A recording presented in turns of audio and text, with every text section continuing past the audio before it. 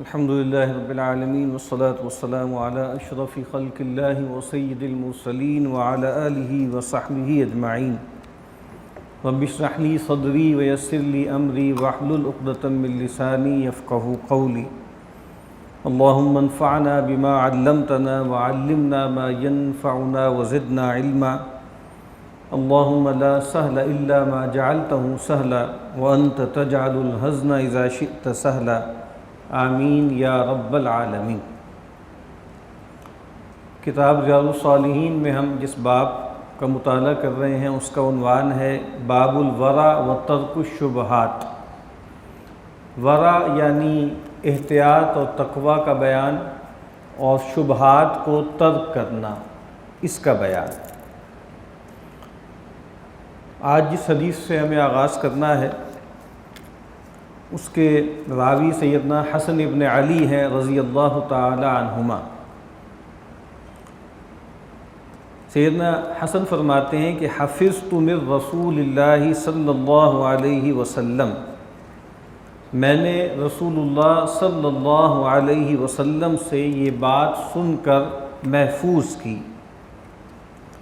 کیا بات سن کر محفوظ کی؟ دع ما یریبک الی ما لا یریبک، چھوڑ دو ہر اس چیز کو جو تمہیں شک میں ڈالے اور اس چیز کی طرف جاؤ، اس چیز کو اختیار کرو جو تمہیں شک میں نہ ڈالے۔ بہت اہم حدیث ہے اور یہ بھی جوامع الکلم میں سے ہے، اور امام نووی علیہ رحمہ کی جو 40 ہے اس میں بھی یہ حدیث موجود ہے۔ اور اس کی سند میں جو بات بیان ہوئی ہے وہ بھی اہم ہے، جو اسلوب بیان ہوا ہے کہ سیدنا حسن ابن علی رضی اللہ تعالی عنہما جو رسول اللہ صلی اللہ علیہ وسلم کے نواسے ہیں، اور رسول اللہ صلی اللہ علیہ وسلم نے خود ان کے بارے میں اور ان کے چھوٹے بھائی سیدنا حسین رضی اللہ تعالی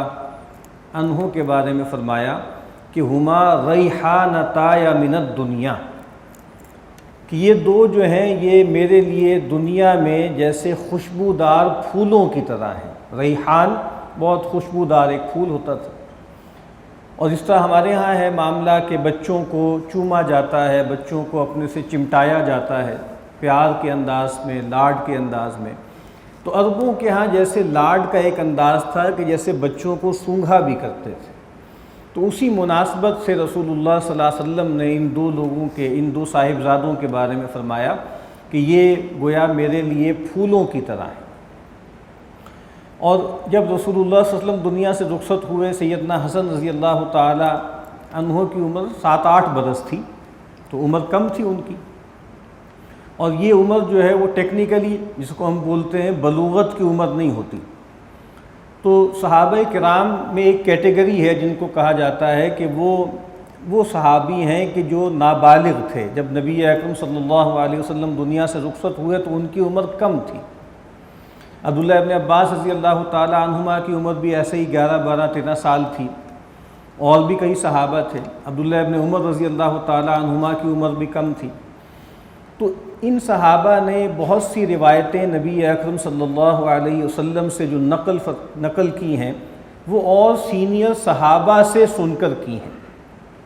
اس کو ٹیکنیکل کہتے ہیں، اس حدیث کو کہتے ہیں مرسل، کہ جس میں آپ کہہ لیں کہ تابعی کے بعد ایک گیپ آ جائے، یعنی براہ راست تابعی نے رسول اللہ صلی اللہ علیہ وسلم سے نہ سنا ہو، بلکہ جو ہے وہ کسی صحابی سے سنا ہے، لیکن جب وہ بیان کر رہا ہے تو رسول اللہ صلی اللہ علیہ وسلم کا ذکر نہیں کرتا۔ لیکن صحابہ کرام میں بھی بہت سے ایسے ہیں کہ جونیئر صحابہ تھے جنہوں نے سینئر صحابہ سے سن کر نبی اکرم صلی اللہ علیہ وسلم کی باتیں بیان کی، تو ان کو کہا جاتا ہے کہ یہ مرسل صحابی ہے۔ تو مرسل صحابی مقبول ہے۔ سیدنا ابو ہریرہ رضی اللہ تعالی عنہ معلوم ہے کہ وہ عام الخیبر میں اسلام قبول کیا انہوں نے۔ عام الخیبر کا مطلب ہے 7 ہجری، لیکن وہ بہت سی باتیں بدر کی بھی بیان کریں گے، بہت سی باتیں جو ہیں اپنے ایمان لانے سے پہلے کے بہت سے واقعات، بہت سی باتیں نبی اکرم صلی اللہ علیہ وسلم نے جو فرمائی ہیں وہ بیان کریں گے۔ اس کا مطلب کیا ہے کہ انہوں نے وہ باتیں حالت ایمان میں رسول اللہ صلی اللہ علیہ وسلم سے نہیں سنی، اور سینئر صحابہ سے سنی ہے جو سابقون الاولون ہیں، اور پھر وہ روایت کر رہے ہیں۔ تو سیدنا حسن اور سیدنا حسین رضی اللہ تعالی عنہما نے بھی ایسی بہت سی حدیثیں نقل کی ہیں، جو ایک بہت مشہور حدیث ہے شمائل کی، نبی اکرم صلی اللہ علیہ وسلم کا جو چہرہ بشرا ہے، آپ کا حلیہ مبارکہ ہے، اس کی جو تفصیلات بیان ہوئی ہیں، ہند بن ابی حالہ رضی اللہ تعالی عنہ کی روایت ہے، جو سیدنا حسین رضی اللہ تعالی عنہ کے ماموں تھے۔ تو وہ روایت کرتے ہیں، اور ان سے روایت کس نے کیا؟ سیدنا حسن سیدنا حسین نے رضی اللہ تعالی عنہ۔ اور اسی روایت کا ایک حصہ یہ ہے کہ سیدنا حسن کہتے ہیں کہ میں نے اپنے والد سیدنا علی ابن ابی طالب رضی اللہ تعالی عنہ سے پوچھا کہ آپ ذرا ہمیں بتائیے کہ نبی اکرم صلی اللہ علیہ وسلم جب گھر سے باہر تشریف لے جاتے تھے، جب گھر کے اندر تشریف فرما ہوتے تھے، تو آپ کے کیا معمولات ہوتے تھے؟ تو میں بس یہ عرض کر رہا تھا کہ بہت سی باتیں حسنین کریمین نے نبی اکرم صلی اللہ علیہ وسلم کی اور صحابہ سے سن کر بیان کی، لیکن یہاں وہ خاص طور پر اس بات کا ذکر کر رہے ہیں سیدنا حسن کہ میں نے یہ بات خود سن کر محفوظ کی ہے، یعنی اس میں کوئی اور واسطہ، کوئی وسیلہ نہیں ہے۔ اور جو بات بیان کی گئی ہے وہ بھی اس لحاظ سے بہت اہم ہے کہ رسول اللہ صلی اللہ علیہ وسلم اپنے گھر کے ایک آپ کہہ لیں ایک بچہ، ایک لڑکا، اس کو ایک بات بتا رہے ہیں۔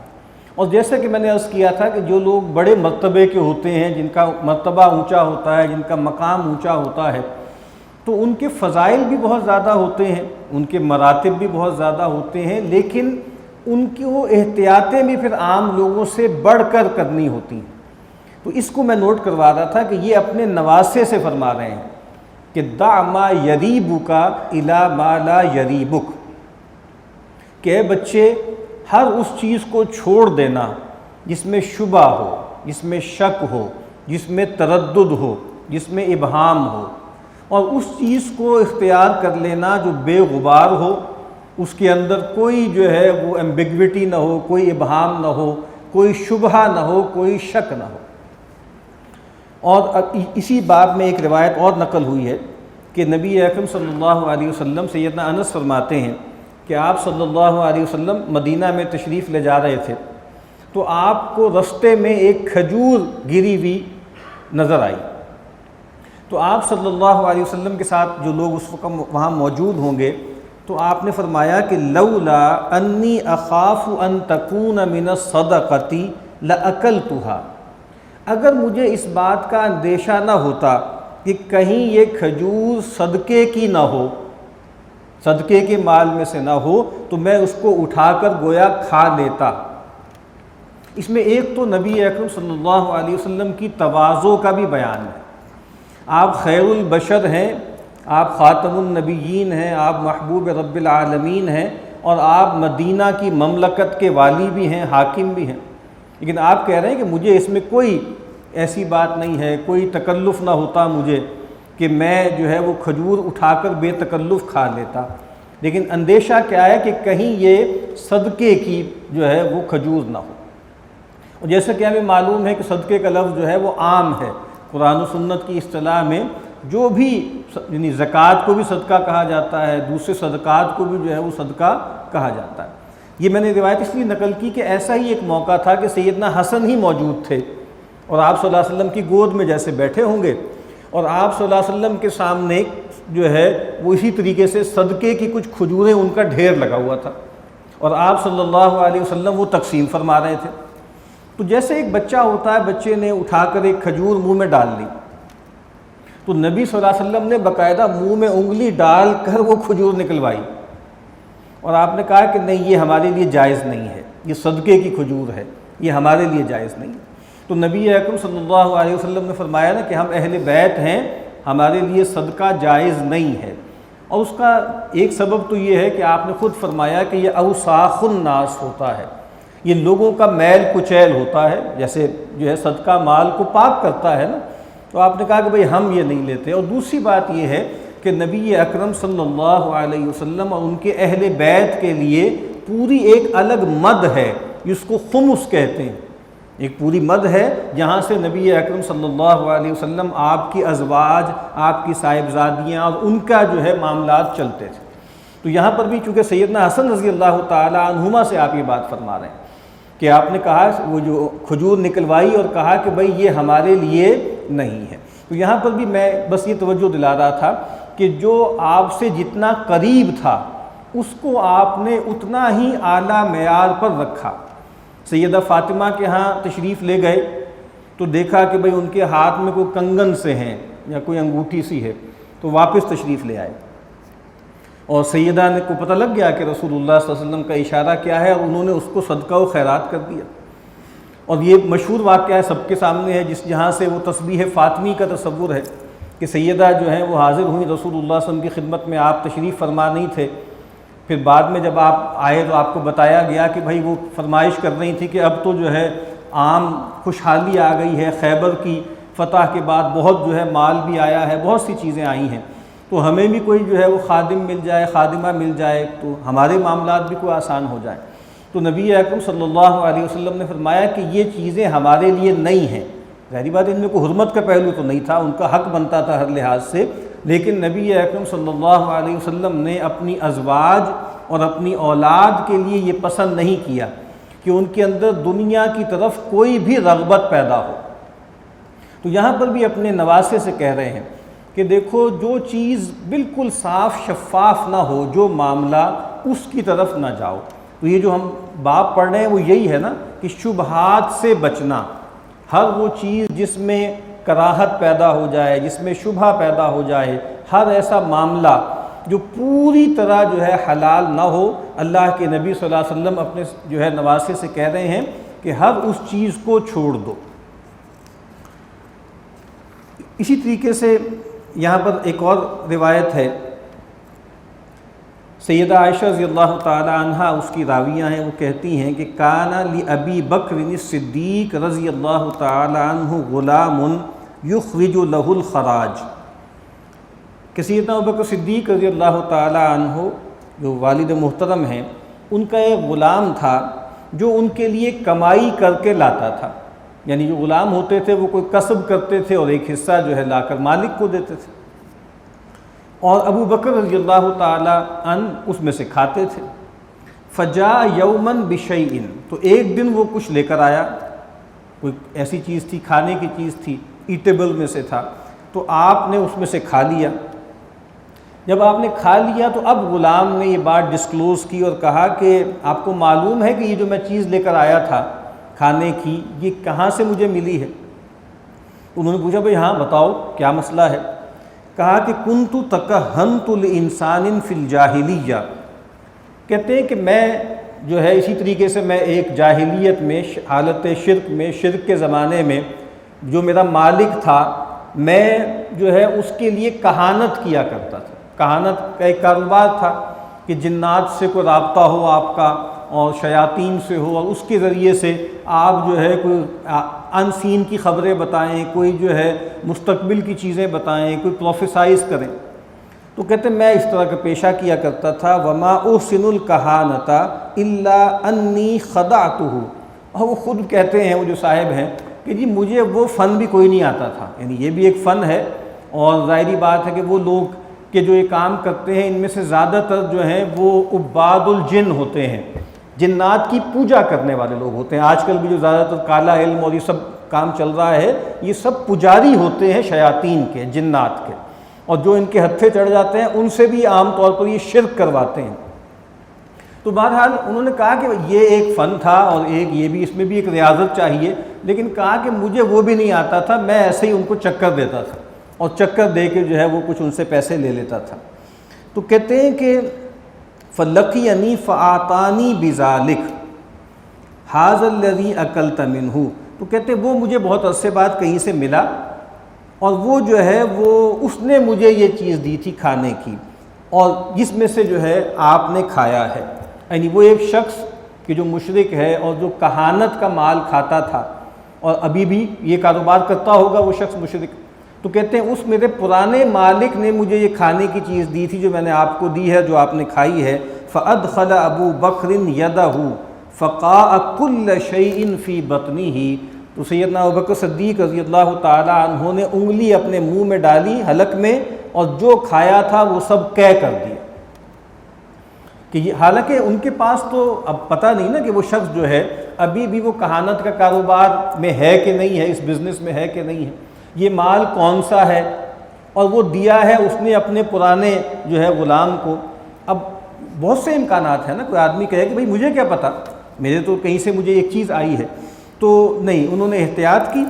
اور پھر کیا ہوا کہ انہوں نے وہ سارا مال جو ہے جو بھی ان کے پیٹ میں غذا گئی تھی وہ سب قے کر دیے۔ تو یہ امام نووی اس باب میں اس کو لے کر آئے کہ جو بھی شبہ والا مال ہے، صرف حرام مال نہیں بلکہ شبہ والا مال ہے۔ اگر مجھے صحیح یاد ہے تو امام بخاری رحمہ اللہ، ان کے والد بھی کوئی تجارت کا کام کیا کرتے تھے، اور ان کے ہاں بھی کوئی مسائل ایسے تھے فائنینشل، اور اچھے خاصے امیر آدمی تھے ان کے والد، لیکن امام بخاری رحمہ اللہ نے ایک دھیلا اپنے باپ کی ترکے میں سے نہیں لیا اسی وجہ سے۔ تو اس بات کا ظاہری بات ہے کہ اثر ہوتا ہے، یعنی حرام کمائی کا اثر، یعنی جو آدمی کماتا ہے اس پر تو ہوتا ہی ہے، اس کی اولاد پر بھی ہوتا ہے، اور جب تک تو کوئی مکلف نہیں ہے، جب تک تو کوئی بالغ نہیں ہے اور اس کو پتہ نہیں ہے کہ معاملات کیا چل رہے ہیں، اس وقت تک تو ٹھیک ہے، وہ عذر کر سکتا ہے۔ لیکن ایک آدمی یہ دیکھ رہا ہے یا ایک عورت دیکھ رہی ہے کہ میرا شوہر جو ہے وہ حرام کمائی کر رہا ہے اور وہ کھاتی چلی جا رہی ہے، اولاد کو بھی پتہ ہے کہ والد کی تنخواہ تو اتنی نہیں ہے، لیکن یہ جو خرچے ہو رہے ہیں اور جو جس طرح کی ہم تعلیم حاصل کر رہے ہیں ممکن ہی نہیں ہے حلال میں سے، اور وہ یہ کہہ کہ جان چھڑا دے کہ بھئی ہمارا کیا تعلق ہے، ہمارا تو باپ لا کے دیتا ہے، ایسی بات نہیں ہے۔ پورا قرآن مجید، پورا دین اس پر کھڑا ہوا ہے کہ ہم اختیار رکھتے ہیں، اور جب ہم مکلف ہو جاتے ہیں اس کے بعد ہم اکاؤنٹیبل ہیں، اور ایسی جو ہے مثالیں پرانے دور میں بھی اس دور میں بھی موجود ہیں کہ اولاد نے جو ہے وہ مال لینے سے انکار کر دیا، بیویوں نے اپنے شوہر کا وہ مال لینے سے انکار کر دیا جو صریح حرام ہے۔ تو یہ جو باب ہم پڑھ رہے ہیں، میں نے پہلے عرض کیا تھا، یہ شبہات سے بچنے کا ہے،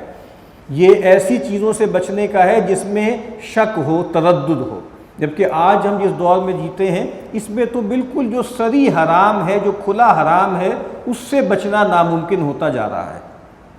ایک اور حدیث ہے سیدنا عقبہ بن الحارث رضی اللہ تعالی عنہ کے بارے میں ہے کہ انہوں نے ابو احاب بن عزیز کی جو بیٹی تھی اس سے نکاح کیا، ایک خاتون سے نکاح کیا۔ تو کہتے ہیں کہ وہ جو صحابی تھے عقبہ بن حارث، ان کے پاس ایک خاتون آئیں اور وہ دائی تھیں، اور انہوں نے کہا کہ بھائی میں نے تمہیں بھی دودھ پلایا ہے، اور جس خاتون سے تم نے نکاح کر لیا ہے میں نے اس کو بھی دودھ پلایا ہے۔ تو سیدنا عقبہ جو ہے وہ پریشان ہو گئے، عقبہ، انہوں نے کہا بھائی مجھے تو نہیں معلوم تھا کہ بھائی تم نے جو ہے وہ مجھے بھی دودھ پلایا ہے، اور جس عورت سے میں نے نکاح کیا ہے اس کو بھی دودھ پلایا ہے۔ اور آج کل تو ظاہری بات ہے یہ معمول نہیں ہے نا، لیکن نبی اکرم صلی اللہ علیہ وسلم کی جب بعثت ہوئی تھی اس دور میں یہ عام بات تھی، یہ پورا ایک پیشہ تھا، ایک کسب تھا کہ خواتین جو ہے وہ معاوضے پہ جو ہے وہ دودھ پلایا کرتی تھی۔ خود نبی اکرم صلی اللہ علیہ وسلم کی جو دائی حلیمہ ہیں، اور بھی کچھ دائیوں کا تذکرہ ہوتا ہے۔ تو اب کوئی ریکارڈ تو ہوتا نہیں تھا اس وقت کہ بھئی پتہ ہو اور کوئی کھاتے بنائے جائیں پورے۔ تو اب وہ جب شادی کر لی تو اس کے بعد وہ خاتون آ گئی اور آ کر بتایا کہ بھائی میں نے تمہیں بھی دودھ پلایا ہے، اس عورت کو بھی پلایا ہے۔ اس کا مطلب یہ ہے کہ وہ عورت جس سے تم نے نکاح کیا ہے وہ تمہاری دودھ شریک بہن ہوئی، تو اس سے تو نکاح جائز نہیں ہے نا۔ یہ اللہ کے نبی نے فرمایا ہے کہ جو حرمتیں نسب سے قائم ہوتی ہیں وہی حرمتیں رضاعت سے بھی قائم ہو جاتی ہیں، دودھ پلانے سے بھی قائم ہو جاتی ہیں۔ تو وہ کہتے ہیں عقبہ کہ میں جلدی سے سوار ہو کے رسول اللہ صلی اللہ علیہ وسلم کے پاس مدینہ آیا، یہ ہو سکتا ہے کہیں مضافات میں رہتے ہوں، تو میں مدینے پہنچا اور میں نے نبی اکرم صلی اللہ علیہ وسلم کے سامنے یہ سارا مسئلہ رکھا۔ آپ نے فرمایا کیف وقد قیل، کہا کہ اب کیسے ہو سکتا ہے جب یہ کہا جا چکا، یعنی جو کہتے ہیں نا اگنورنس از اے بلس، یعنی جب تک آپ کو معلوم نہیں ہے، آپ کو علم نہیں ہے تو ظاہری بات ہے وہ رشتہ آپ کا لیجیٹیمیٹ ہے، حلال ہے۔ لیکن کہا کہ وہ خاتون آ گئی اور آ کر اس نے گواہی دے دی اور کہہ رہی ہے کہ بھائی یہ جو خاتون ہے تمہاری جو ہے وہ دودھ شریک جو ہے وہ بہن ہے، تو کہا کہ اب کوئی سوال نہیں، اب کوئی امکان نہیں ہے۔ اب گویا ففارقھا عقبہ ونکحت زوجا غیرہ، تو پھر سیدنا عقبہ نے ان کو چھوڑ دیا اور اس کے بعد کسی اور عورت سے نکاح کر لیا۔ تو یہاں پر بھی معاملہ کیا ہے کہ اب وہ کوئی کہہ سکتے تھے بھئی ہو سکتا ہے تمہیں شبہ ہو، کیسے تمہیں پتہ ہے کہ یہی خاتون تھی جس کو تم نے دودھ پلایا ہے؟ تو کئی باتیں کی جا سکتی تھی نا، لیکن اللہ کے نبی نے کہا کہ بھائی ایک بڑا شبہہ تو پیدا ہو گیا نا، ایک بڑا شک تو پیدا ہو گیا، تو اس کے ساتھ پھر اب تم اس تعلق کو آگے لے کر نہ چلو۔ تو نبی اکرم صلی اللہ علیہ وسلم نے فرمایا کیف وقد قیل، اب کیسے ہو سکتا ہے یہ معاملہ جب کہ یہ بات کہی جا چکی۔ تو اس میں بھی اس طرف اشارہ ہے کہ جو چیزیں شک والی ہیں، شبہے والی ہیں، ہمیں ان سے بچنے کی کوشش کرنی چاہیے۔